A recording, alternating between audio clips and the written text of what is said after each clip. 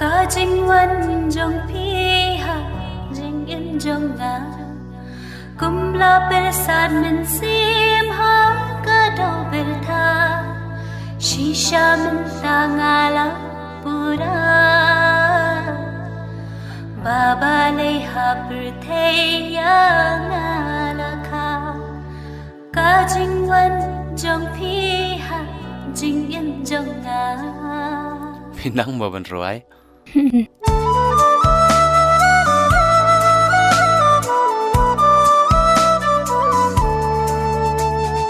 Pi de ka jing im jonga ha pi man ta nga pla Pi de ka shim krum jonga ba play u bo benta la bon snam ka ja ngai no na nga ha dur jong pi man ta ka la wan pa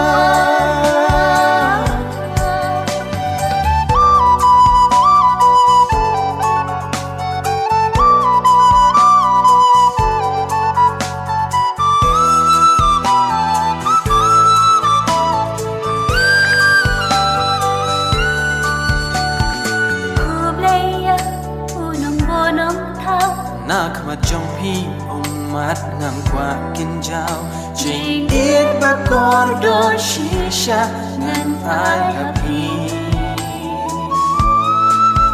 ha put shadam trong pi minta ngasma nga klam boy per kachisha Hapur te pijit bani tang yana Kisur bat yang tam tiklay Narmyang shiltur jong pi basawa Mansnab yaki shisha bin shayong yana labon snam ka ja ngai no na nga hadur jong pi man ta ka lawan pa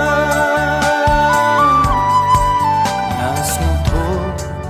ba i ya pi klim ma pi nga long thli bat pi len ti jing im ngan ya ring ka Nga nam thai da le le ru hukum ya nga kinra uble yang i argo tulama ha per thei ba ya danang ki so karda